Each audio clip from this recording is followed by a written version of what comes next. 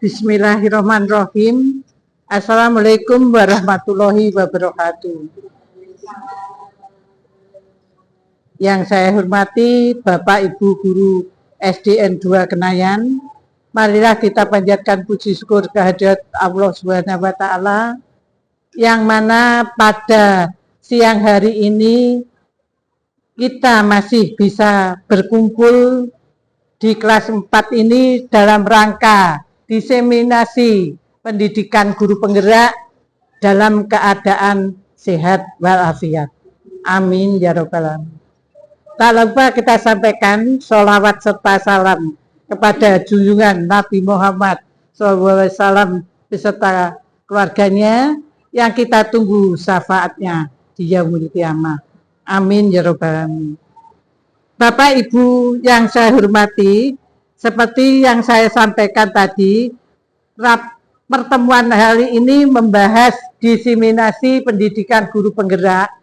Sebelum menginjak acara tersebut, perlu saya sampaikan tujuan dari diselenggarakannya guru penggerak itu adalah yang pertama untuk menghasilkan guru penggerak yang bergerak menggerakkan komunitas belajar bagi guru di sekolah dan menumbuhkan kepemimpinan murid untuk mewujudkan profil pelajar Pancasila. Itu yang pertama. Yang kedua, untuk menciptakan lingkungan yang lebih positif dan memperkuat nilai-nilai positif di kalangan siswa dan warga sekolah. Yang ketiga, untuk menjadi inisiator perubahan yang proaktif dan berperan aktif dalam menciptakan suasana yang harmonis dengan penuh semangat di lingkungan sekolah dan dilaksanakan secara berkelanjutan untuk peningkatan prestasi akademik dan karakter siswa di sekolah. Untuk itu, Bapak Ibu SDN 2 Kenayan, bagi teman-teman, bagi Bapak Ibu yang belum ikut guru penggerak, segeralah ikut mendaftarkan guru penggerak di CGP angkatan selanjutnya.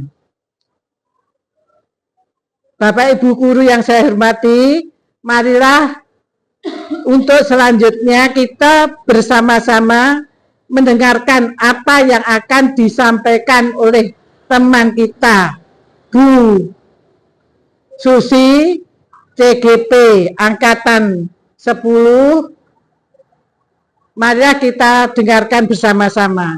Hanya itu yang bisa saya sampaikan. Untuk selanjutnya nanti akan disampaikan oleh Bu Susi tentang diseminasi guru pendidikan guru penggerak. Akhir kata, wassalamualaikum warahmatullahi wabarakatuh. Iki.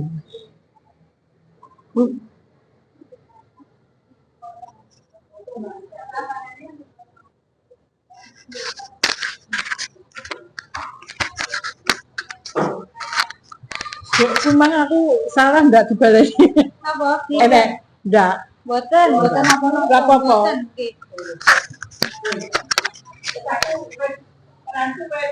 Nggih, sampun. Nggih. Dadah.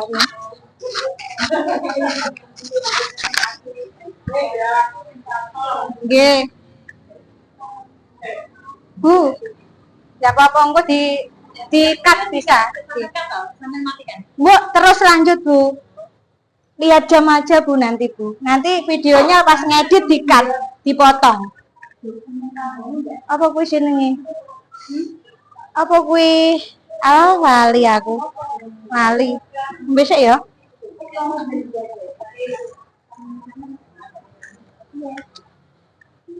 Lali wes yo, lanjut. Tutup aja ya.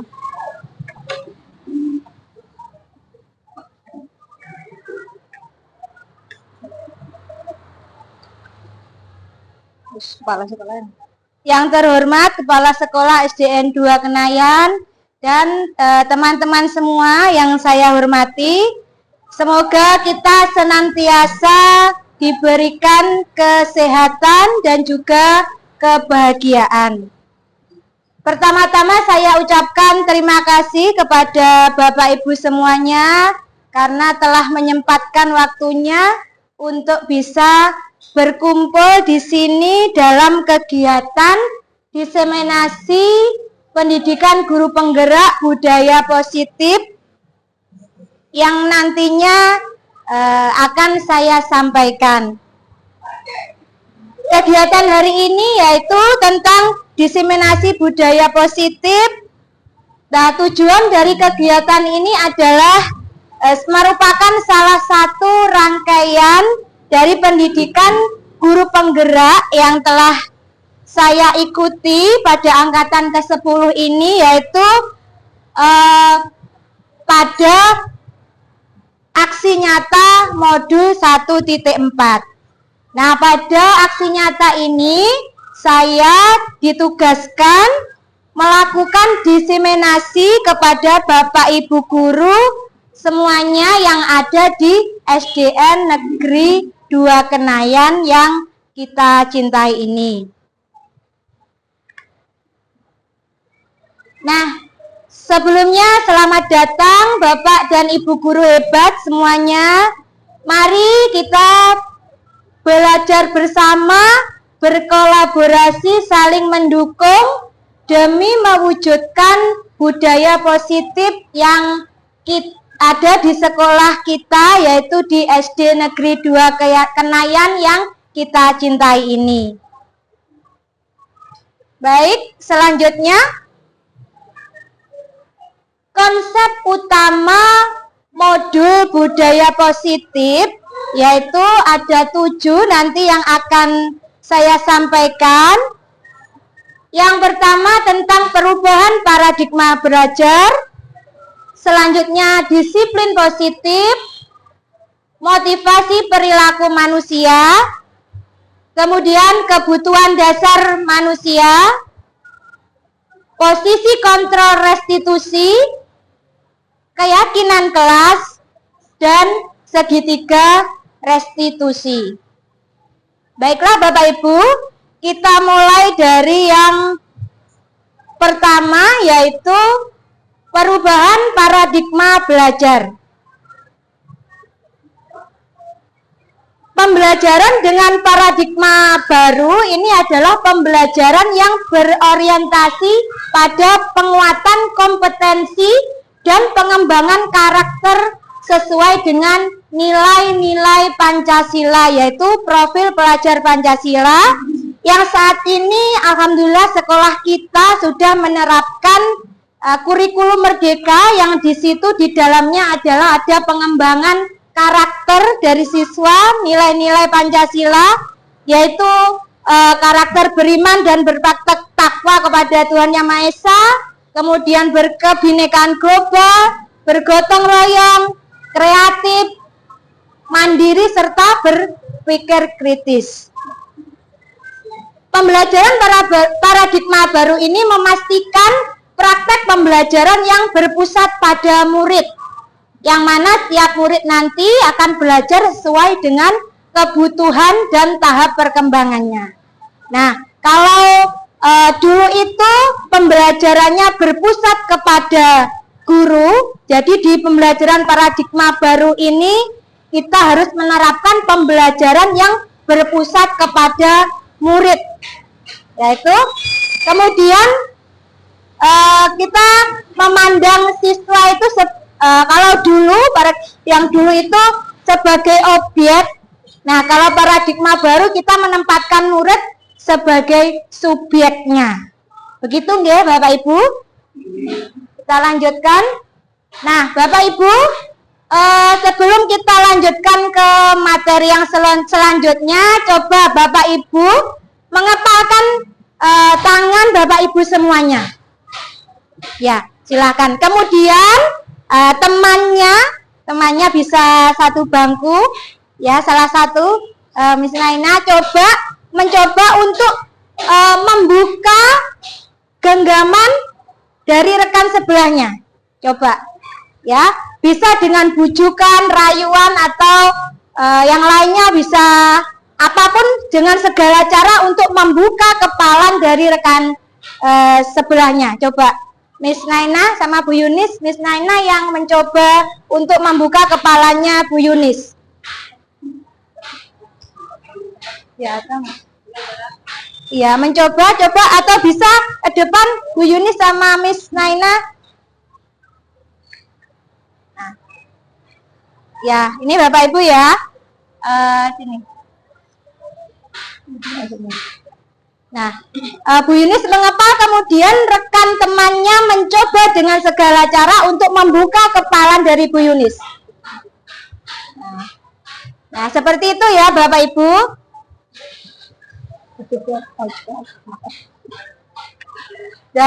Ya, coba ya duduk. Nah, coba sekarang Bapak Ibu praktekkan seperti Bu Yunis sama Miss Naina tadi. Nah, kemudian dari hasilnya tadi, siapakah yang sesungguhnya memegang kontrol? Yang menutup kepalanya atau yang berusaha dengan sekuat tenaga dengan segala cara untuk membuka kepalan temannya ini? Siapa Bapak Ibu yang memegang kontrol? Ya, siapa? Budian. Kita sendiri. Oke. Kita sendiri yang memegang perasaan kembali. Ya. Gimana Budian? Kita sendiri yang memegang kepalan itu berarti kita sendiri yang mengkontrol kondisi kekuatan kita. Betul seperti itu Bung. Iya, bagus sekali. Terima kasih Budian. Betul sekali Bapak Ibu. Jadi yang memegang kendali atau yang bisa mengontrol diri kita itu adalah diri kita sendiri. Ya, bukan orang lain. Gitu nggih Bapak Ibu? Kita lanjutkan. Miskonsepsi tentang teori kontrol yang oleh William Glasser itu ada ilusi guru mengontrol murid, kemudian ilusi bahwa semua penguatan positif efektif dan bermanfaat, ilusi bahwa kritik dan membuat rasa bersalah mampu menguatkan karakter, serta ilusi bahwa orang dewasa berhak memaksa. Kita jelaskan satu-satu di sini. Ilusi guru mengontrol murid. Pada dasarnya kita tidak dapat memaksa murid untuk berbuat sesuatu jika murid itu memilih untuk tidak melakukannya, walaupun tampaknya guru sedang mengontrol perilaku tersebut. Karena siswa tersebut mengizinkan dirinya untuk dikontrol. Teori kontrol menyatakan bahwa semua perilaku memiliki tujuan, bahkan terhadap perilaku yang tidak disukai. Jadi setiap perilaku itu, baik perilaku baik atau buruk, itu pasti memiliki tujuan. Ilusi bahwa semua penguatan positif, efektif, dan bermanfaat. Ini maksudnya penguatan positif efektif ini adalah bisa bujukan atau juga penghargaan. Ya, ini adalah usaha untuk mempengaruhi murid agar mengulangi suatu perilaku tertentu, mengontrol murid tersebut dalam jangka waktu tertentu. Kemudian kemungkinan anak akan menyadarinya dan mencoba untuk menolak bujukan kita. Bisa jadi murid tersebut menjadi tergantung pada pendapat sang guru untuk berusaha. Lanjutnya, ilusi bahwa kritik dan kritikan membuat orang merasa bersalah dapat menguatkan karakter. Menggunakan kritik dan rasa bersalah untuk mengontrol murid menuju pada identitas gagal, Bapak Ibu. Jadi kita misalkan membuat rasa bersalah siswa kita itu nanti dia akan dirinya akan merasa rendah diri, merasa dirinya itu negatif. Kemudian ilusi bahwa orang dewasa memiliki hak untuk memaksa. Orang dewasa percaya bahwa mereka memiliki tanggung jawab untuk membuat murid-murid berbuat hal-hal tertentu. Apapun yang dilakukan dapat diterima selama sebuah kemajuan berdasarkan sebuah pengukuran kinerja. Pada saat itu pula, orang dewasa akan menyadari bahwa perilaku memaksa itu tidak efektif untuk jangka waktu yang panjang. Nanti akan terbentuk sebuah hubungan permusuhan. Nah, bagaimana seseorang bisa berubah dari paradigma stimulus respon kepada pendekatan teori kontrol? Ini ada Stephen R. Covey menyatakan bahwa bila kita ingin membuat kemajuan perlahan sedikit-sedikit, ubahlah sikap dan perilaku kita. Namun bila kita ingin memperbaiki cara-cara utama kita perlu mengubah kerangka acuan kita. Ubahlah bagaimana Anda melihat dunia, bagaimana Anda berpikir tentang manusia, tentang paradigma, skema pemahaman dan penjelasan aspek-aspek tertentu secara realistis. Intinya di sini adalah kalau kita mau berbuat kemajuan atau mau merubah sesuatu, kita harus merubah dulu mindset kita, ya, merubah pikiran kita, pola pikir kita. Bagaimana kita merubah pola pikir kita dari stimulus respon menjadi teori kontrol? Bapak Ibu bisa melihat di sini. Pada stimulus respon tentang dunia, realitas ini kebutuhan, ya, kebutuhan kita sama, memandang kebutuhan semua orang manusia itu sama. Tapi dalam teori kontrol, realitas atau kebutuhan setiap manusia itu pasti berbeda. Kemudian selanjutnya, semua orang melihat hal yang sama. Ini pada teori stimulus respon. Pada teori kontrol, setiap orang memiliki gambaran yang berbeda, jadi tidak bisa disamakan. Saya bisa mengontrol orang lain, tapi pada teori kontrol, kita itu tidak bisa mengontrol orang lain. Seperti tadi Bapak Ibu, ketika kita mengepalkan tangan, itu yang bisa mengontrol adalah kita sendiri, orang lain tidak bisa mengontrol kita. Kemudian model berpikir menang kalah pada stimulus respon. Kalau pada teori kontrol, model berpikirnya menang. Jadi tidak ada persaingan, tidak ada kompetisi. Di sini kalau teori kontrol semuanya dianggap sama, mempunyai potensi yang sama, menang. Kita lanjutkan.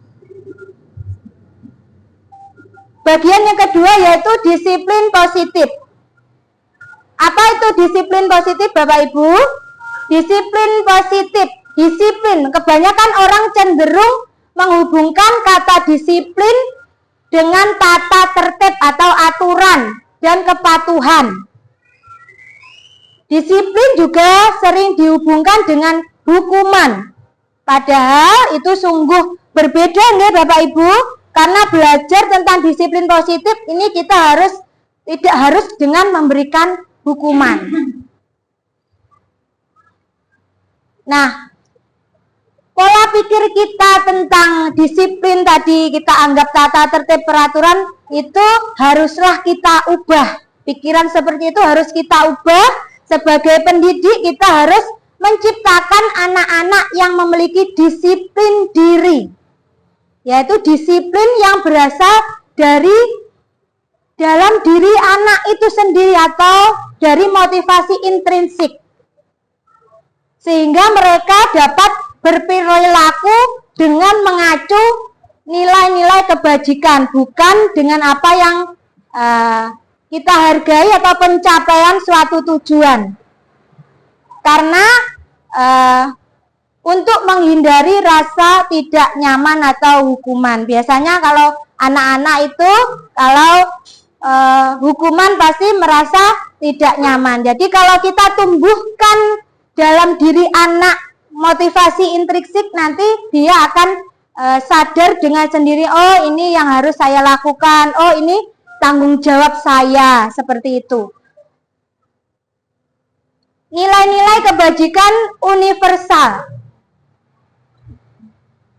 merupakan sifat-sifat positif manusia yang merupakan tujuan mulia yang ingin dicapai oleh setiap individu. Nilai-nilai kebajikan yang ingin dicapai oleh setiap anak Indonesia, seluruh Indonesia ini kita kenal dengan profil pelajar Pancasila itu tadi ya Bapak Ibu, yang 6 dimensi tadi nggih. Ya, jadi itu merupakan salah satu nilai-nilai kebaikan yang harus kita terapkan ke anak pada kurikulum Merdeka yang dilaksanakan oleh sekolah kita. Tidak hanya terpaku pada profil pelajar 6 dimensi itu, tetapi juga ada banyak sekali contohnya, misalkan tanggung jawab, disiplin, empati, nilai-nilai kebajikan yang intinya yang baik-baik.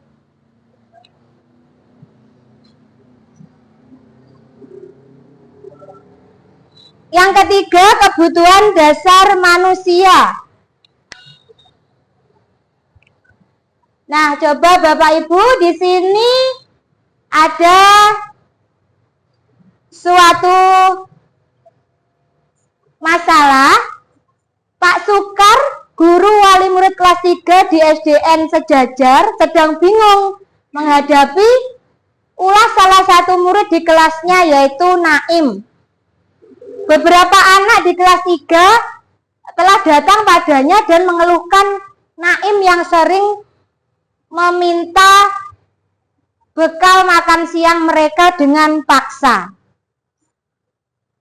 Jika Bapak Ibu menghadapi situasi seperti Pak Sukar, apa yang akan Bapak Ibu lakukan? Kira-kira? Bagaimana Bapak Ibu? Kira-kira apa yang Bapak Ibu akan lakukan? Memanggil Naim, menanyai Naim kenapa setiap hari meminta bekal ke temannya, mendekati Naim seperti itu. Terima kasih Bu Yunis. Atau ada lagi Bapak Ibu yang lain?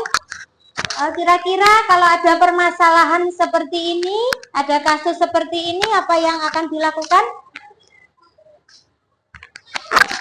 Ya.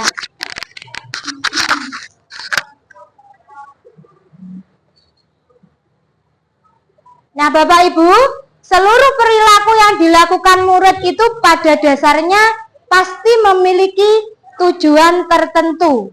Ya, murid memiliki kebutuhan dasar tertentu ketika mereka melakukan sesuatu. Nanti kita lihat untuk permasalahan Pak Sukar tadi ini nanti. Sebentar, kita lihat ini dulu. Ya, jadi ada 5 kebutuhan dasar manusia Bapak Ibu. Menurut William Glasser, itu yang pertama penguasaan, kemudian kesenangan, bertahan hidup, kasih sayang dan rasa diterima, serta kebebasan. Nah, seperti kasusnya tadi, Pak Sukar dan Naim tadi yang memaksa meminta bekal temannya tadi, itu harus kita gali Bapak Ibu. Kira-kira kenapa kok si Naim itu sampai meminta bekal temannya secara paksa? Itu yang harus kita ketahui terlebih dahulu. Kebutuhan dasar apa yang dibutuhkan Naim? Ya, tadi ada 5 kebutuhan dasar. Ada penguasaan, kebebasan, kesenangan, kasih sayang, ya, itu. Jadi kita tidak tahu tanpa menggali dari murid tersebut. Bisa jadi si Naim ini hanya untuk mencari perhatian, ada juga karena dia senang, karena menjahili temannya, kalau dipaksa minta jajan gitu, terus temannya marah, dia merasa puas, seperti itu. Jadi harus kita tanya dulu anaknya, kira-kira setelah kita tanya kebutuhan dasar apa yang dia perlukan. Nah, dari kasusnya Pak Sukar tadi, bisa saja Bapak Ibu, Naim itu meminta makanan temannya.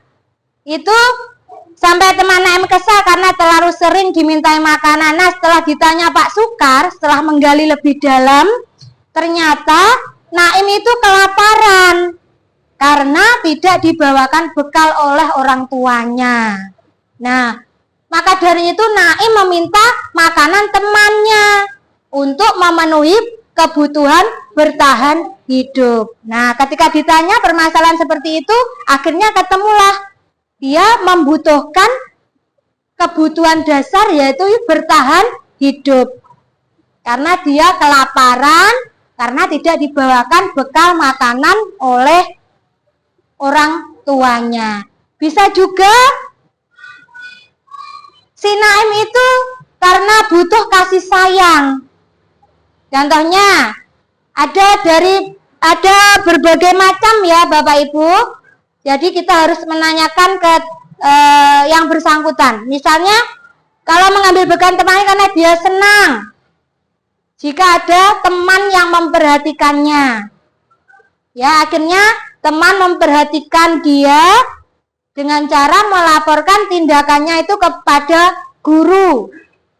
Kemudian guru memberitahukan ke orang tuanya, oh si Naim ini meminta bekal temannya. Akhirnya sampai ke telinga orang tua, sehingga orang tuanya jadi memperhatikan dia. Jadi intinya si Naim ini bisa saja juga kurang perhatian atau kurang kasih sayang. Maka kebutuhan dasar yang dia butuhkan, yang dia harus penuhi itu adalah kebutuhan akan kasih sayang dan rasa diterima. Jadi dalam kasus itu kita bisa berasumsi ya Bapak Ibu, dari 5 kebutuhan dasar itu kita hanya bisa berasumsi. Nah, kalau kita lebih tahunya mendalam, kita tanyai anak tersebut alasannya kenapa. Bisa saja juga Naim itu membutuhkan penguasaan. Naim merasa hebat, menjadi penguasa karena temannya jadi takut kepada dia, sehingga menuruti keinginannya.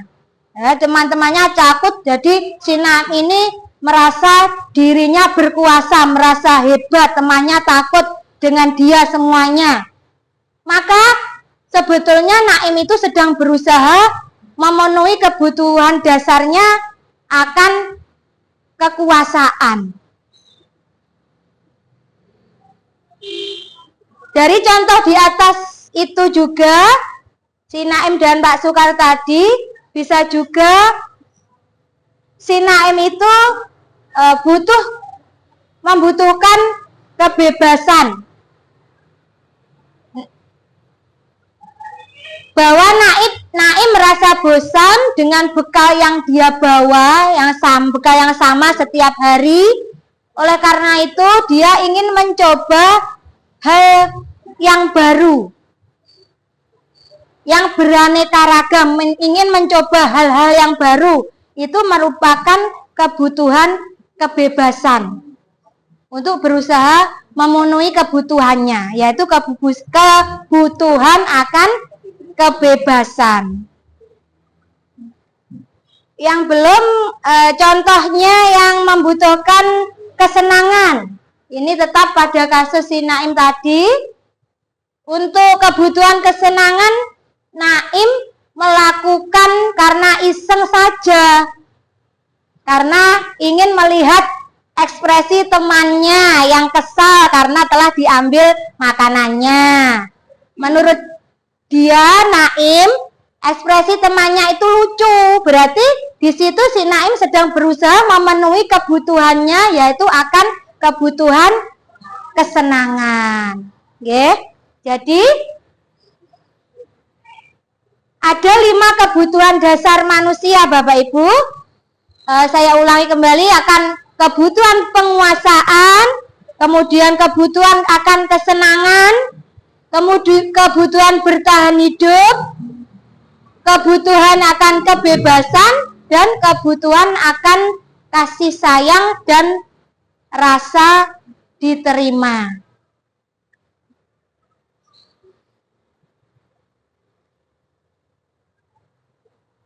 Yang keempat yaitu tentang materi motivasi perilaku manusia.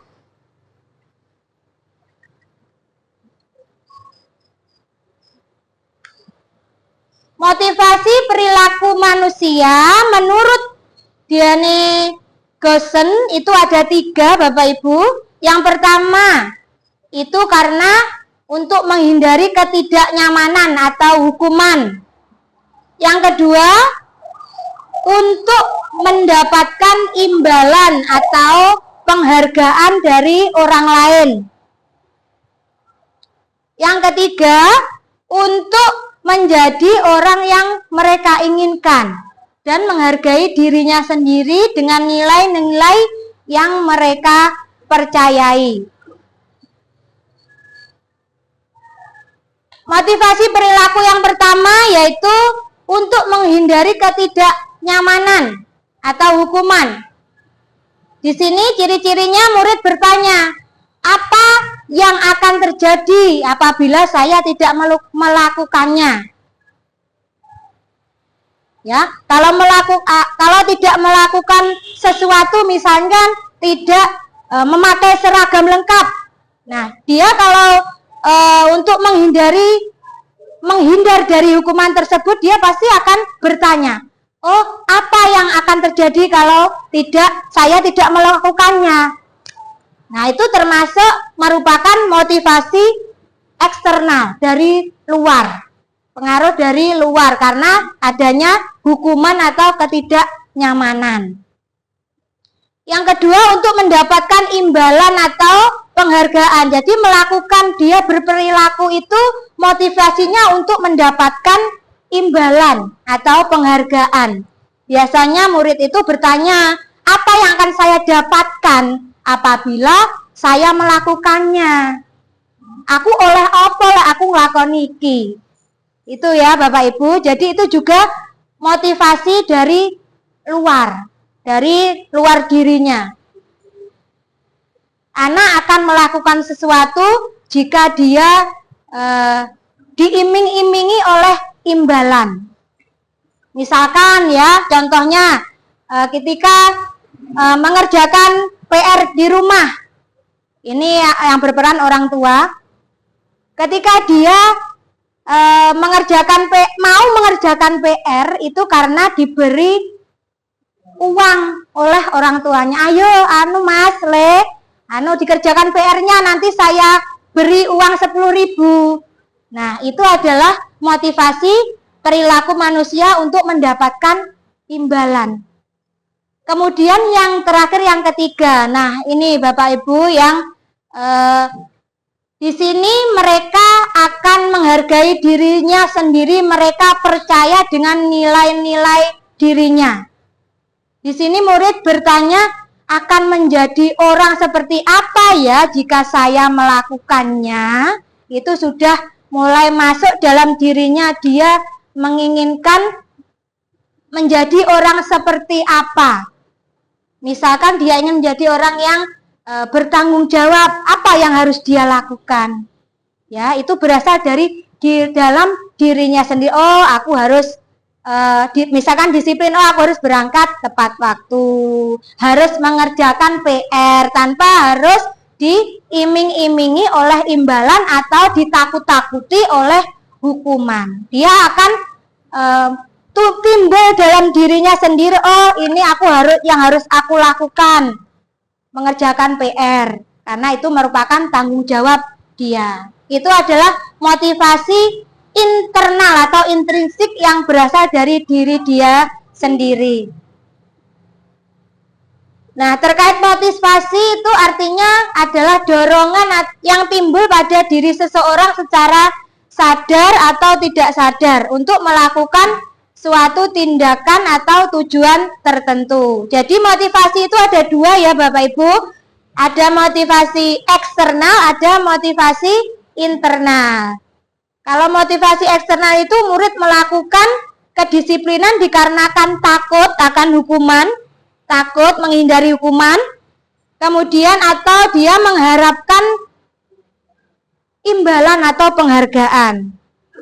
Kalau motivasi intern atau internal, murid melakukan kedisiplinan dikarenakan sadar akan nilai-nilai kebajikan yang ada dalam dirinya sendiri. Jadi menghargai nilai-nilai kebajikan yang ada dalam dirinya.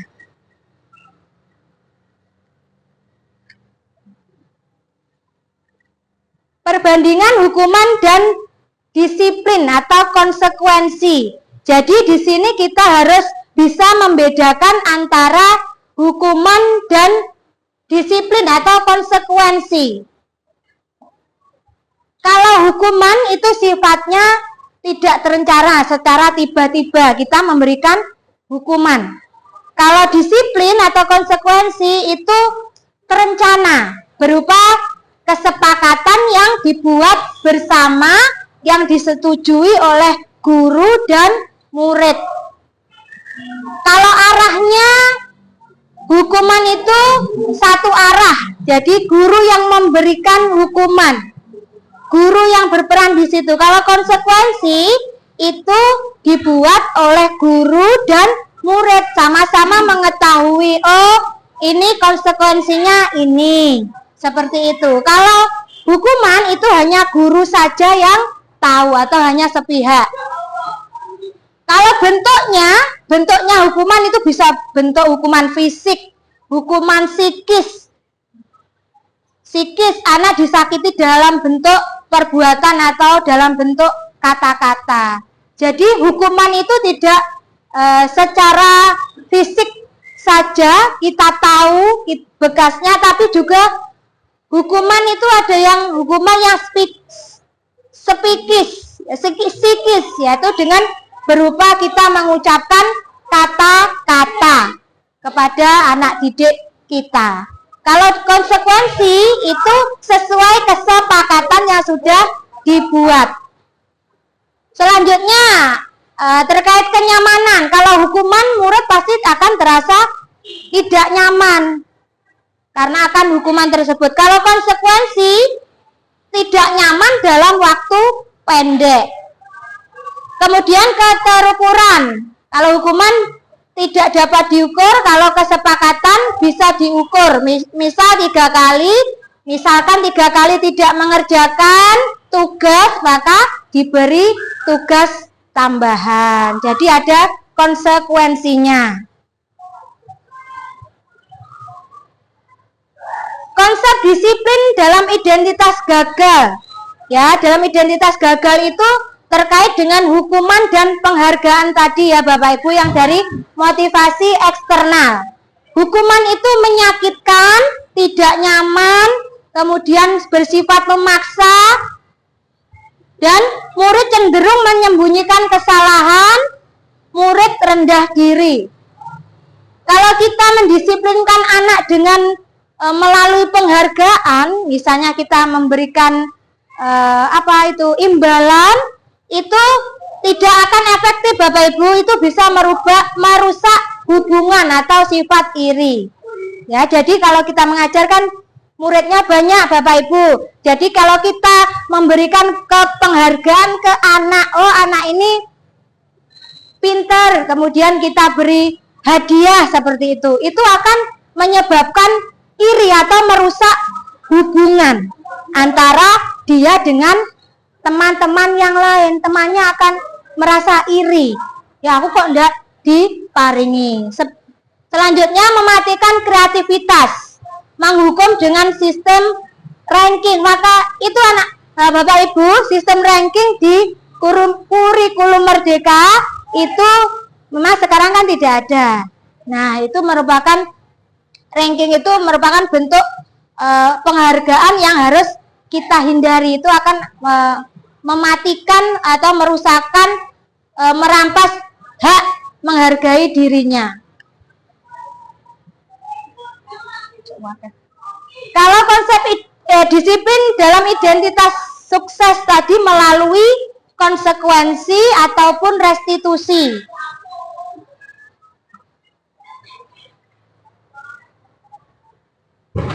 Nah, di sini ada contoh kasus Bapak Ibu. Kasusnya yaitu siswa sering tidak mengerjakan PR yang diberikan oleh Bapak Ibu guru. Kalau secara hukuman itu guru menghukum siswa tersebut hormat bendera selama 10 menit. Guru marah-marah, kalau marah matanya melotot, emosi, menunjuk-nunjuk, muridnya takut. Itu adalah bentuk hukuman. Bentuk konsekuensinya bagaimana? Ini kalau hukuman, nanti anak-anak akan mendapatkan identitas gagal dalam dirinya. Dia pasti akan merasakan itu dalam jangka waktu yang sangat panjang, akan sangat membekas sekali dalam hati anak-anak. Kalau konsekuensi di sini, guru memberikan konsekuensi mengerjakan PR-nya saat waktu istirahat, atau bisa dikerjakan sebanyak 3 kali lipat. Di sini peran guru tegas dan siswa menghormati peraturan atau disiplin. Kemudian untuk menghadapi kasus tersebut secara restitusi, di sini guru menanyakan keyakinan kelas atau dirinya dan membantu siswa menyelesaikan masalahnya. Jadi melalui keyakinan kelas tadi yang dibuat secara bersama, yang mereka yakini, kemudian menyelesaikan masalahnya tersebut. Guru terbuka dan siswa menghormati dirinya dan orang lain. Yang lanjut, 5 posisi kontrol. Di sini ada 5 posisi kontrol. Yang pertama sebagai penghukum. Misalkan contohnya, patuhi aturan saya atau awas. Itu adalah posisi kontrol kita sebagai penghukum. Di sini bisa cirinya nadanya tinggi, kemudian mata melotot, jari menunjuk, menghardik. Ya, itu tidak boleh kita lakukan Bapak Ibu. Itu termasuk nanti murid akan marah, mempunyai rasa dendam. Nah, bisa jadi sesudah kembali dari hukumannya, murid tersebut akan marah hingga pelajaran dimulai. Lebih buruk lagi, sepulang sekolah, murid melihat mobil atau motor Bapak Ibu guru, kemudian menggores kendaraan Bapak Ibu guru karena dia dendam tadi Bapak Ibu. Ya. Kemudian posisi kontrol yang kedua yaitu membuat mereka merasa bersalah. Di sini contohnya membuat siswa merasa bersalah itu, ibu sangat kecewa sekali dengan kamu. Di sini ciri-cirinya nada suaranya ibu guru memelas, halus, sedih. Kemudian kita mendekati anak dengan lesu. Di sini hasilnya apa Bapak Ibu? Murid akan merasa bersalah telah mengecewakan gurunya. Di sini juga tidak boleh kita lakukan Bapak Ibu, karena murid nanti akan menjadi orang yang gagal dan tidak merasa tidak sanggup membahagiakan orang lain.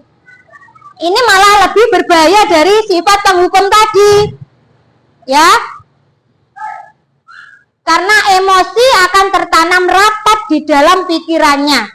Murid akan menahan perasaannya. Kalau penghukum tadi kan meluapkan emosinya, meluapkan, dikeluarkan. Kalau kita membuat murid kita merasa bersalah, itu murid akan biasanya menahan perasaannya di dalam hatinya. Ini nanti murid bisa tertekan Bapak Ibu.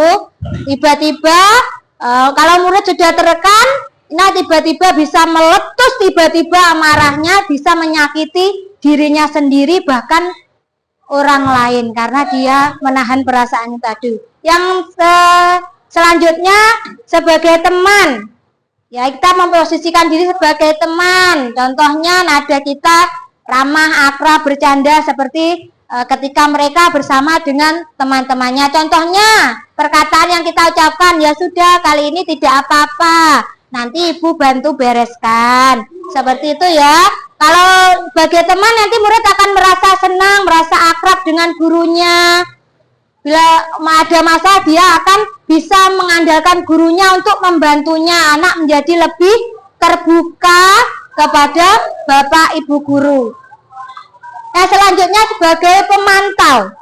Di sini contoh perkataan kita, apa yang telah kamu lakukan, hasilnya murid memahami konsekuensi yang harus diterima karena telah melanggar suatu aturan. Guru tidak menunjukkan suatu emosi yang berlebihan, menjadi marah atau anak merasa bersalah. Murid tetap merasa tidak nyaman karena menjadi pusat perhatian banyak orang karena dipantau oleh guru. Yang terakhir yaitu yang paling bagus ini adalah yang paling direkomendasikan adalah posisi sebagai manajer, di mana posisi guru ini sebagai siswa mempersilahkan murid mempertanggungjawabkan perilakunya, mendukung siswa agar dapat menemukan solusi atas permasalahan di sini. Di sini guru membantu siswa untuk menyelesaikan masalahnya. Di sini peran guru hanya mendampingi, yang menyelesaikan masalahnya itu adalah dirinya sendiri, siswanya sendiri. Posisi kontrol yang positif yaitu sebagai teman, pemantau, dan manajer. Kalau yang negatif tadi sebagai penghukum dan pembuat rasa bersalah. Nah, penerapan 5 kontrol posisi tadi sebagai penghukum, misalkan patuhi aturan sekolah, lalu berdiri di depan barisan, itu sebagai penghukum ya, Bapak Ibu. Nah, coba sekarang Bapak Ibu, kalau ada permasalahan, ada kata-kata seperti ini. Saya sangat kecewa sekali dengan kamu. Kira-kira posisi kontrol apakah yang sedang diperankan oleh Bapak Ibu guru tersebut? Saya sangat kecewa. Posisi kontrol apa Bapak Ibu? Sebagai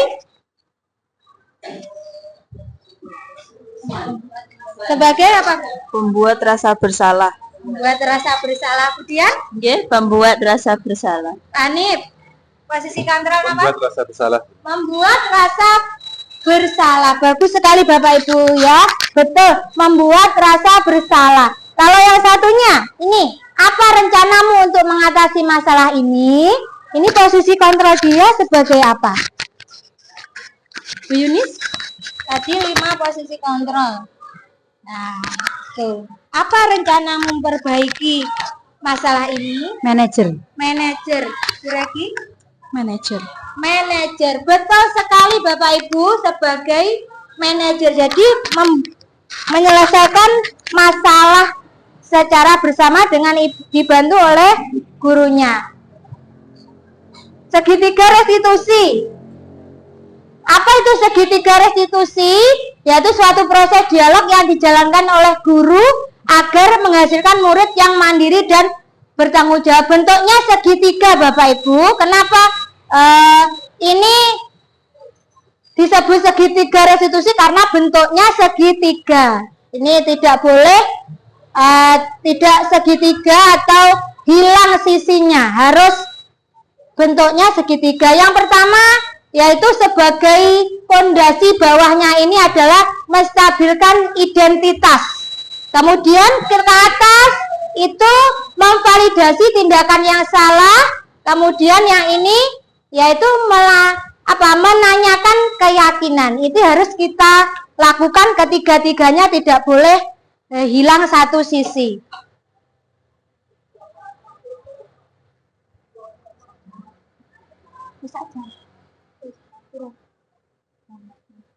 Menstabilkan identitas.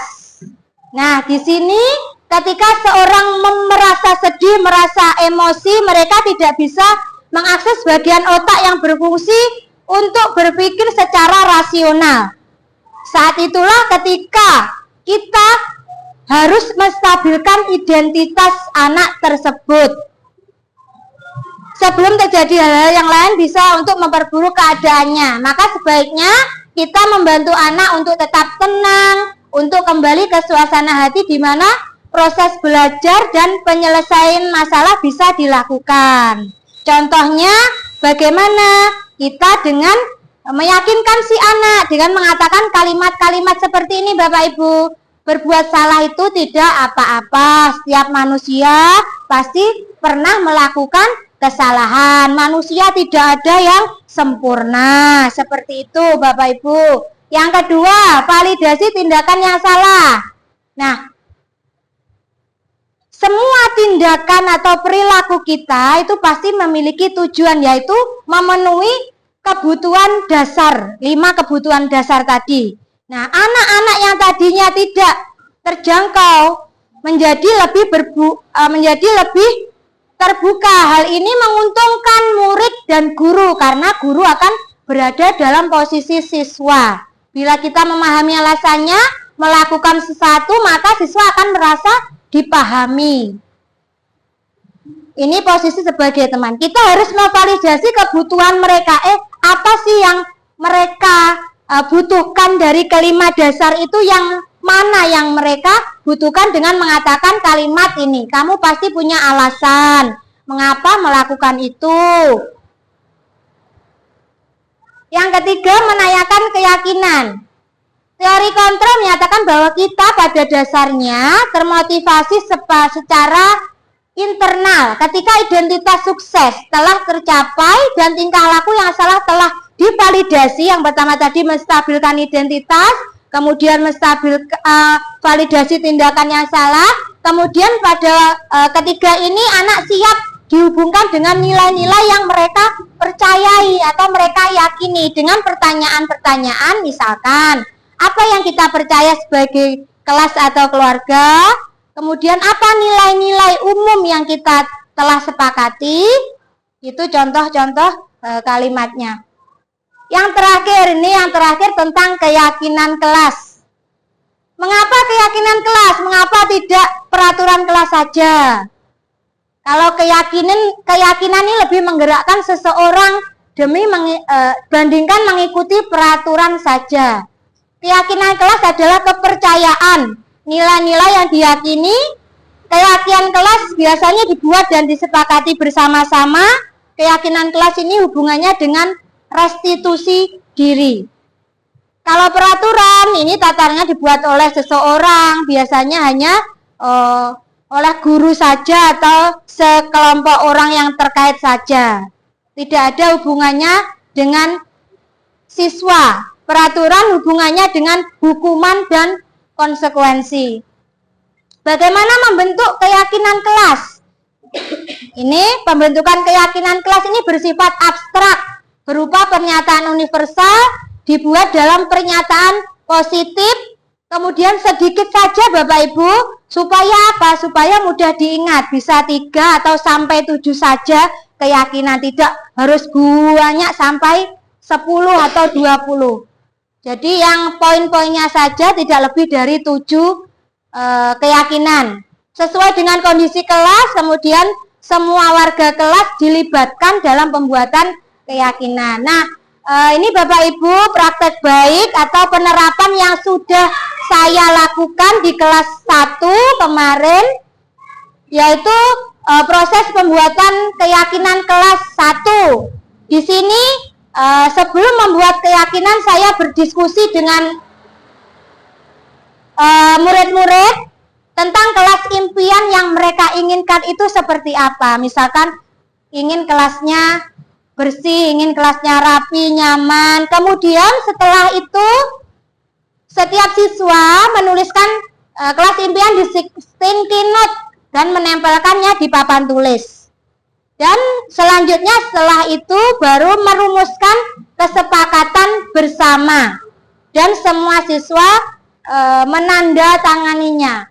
Jadi setelah dibuat kesepakatan sebagai bukti kalau setuju, anak-anak menandatanganinya. Kemudian setelah jadi baru menempelkan hasil kesepakatan kelas di dinding kelas. Baik Bapak Ibu, terima kasih. Itu tadi adalah diseminasi atau penyebaran pemahaman dari rangkaian tugas guru penggerak angkatan 10 tentang disiplin positif. Terima kasih Bapak Ibu, saya ucapkan karena sudah meluangkan waktunya. Semoga nantinya dengan ini nanti kita semua bisa menerapkan disiplin positif di sekolah di SDN 2 Kenayan yang kita cintai ini. Terima kasih. Wassalamualaikum warahmatullahi wabarakatuh.